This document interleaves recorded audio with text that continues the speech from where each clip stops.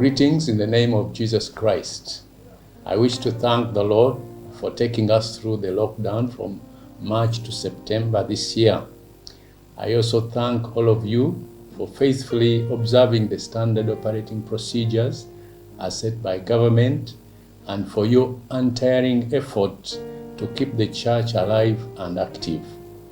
It has been a testing time, but James chapter 1, verse 2 to 3 says, "Consider it pure joy, my brothers and sisters, whenever you face trials of many kinds, because you know that the testing of your faith produces perseverance."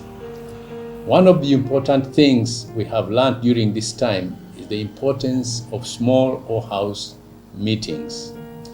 Whatever the circumstances, we should encourage, support, and strengthen them. I believe that this time has helped to shape and grow our relationship with the Lord, and we have identified more potential leaders. Following the President's speech on 20th of September 2020, the lockdown on places of worship that came into play early this year was among the restrictions that were eased. This opening is with immediate effect.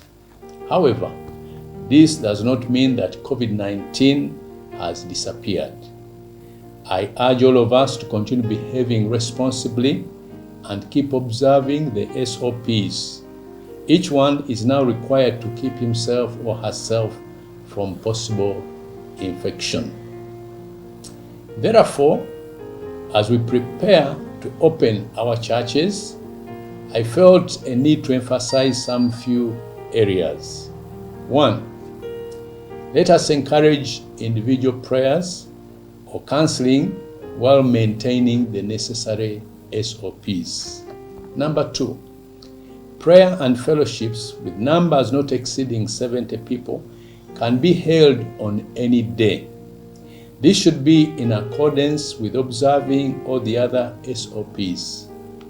That is, washing hands with soap and clean running water, 2 meters of chair spacing, and wearing masks. Please note that some of the spaces used in our churches might take fewer than the 70 people after observing the SOPs. In such cases, you may have to hold several services on a Sunday or some services on other days of the week. Number 3, night prayers and trans-night fellowships are not yet allowed. Number 4, children aged 12 years and below are not permitted to attend church.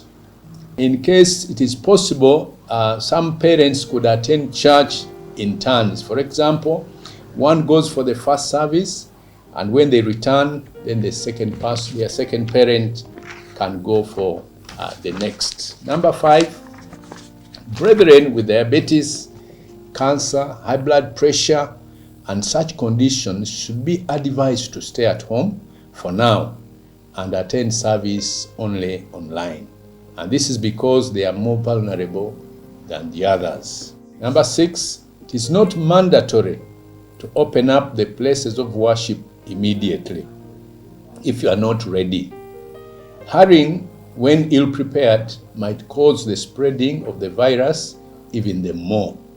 Make sure you are adequately prepared. That means you have put all necessary SOPs in place before opening.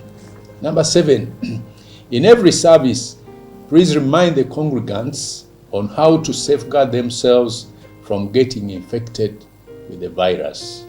Number 8, completely avoid the laying on of hands. In the event of demonic manifestations, the ushers wearing masks and gloves should carry such people to an isolated room for deliverance. Number 9, offerings can be sent either to the bank or mobile money church accounts.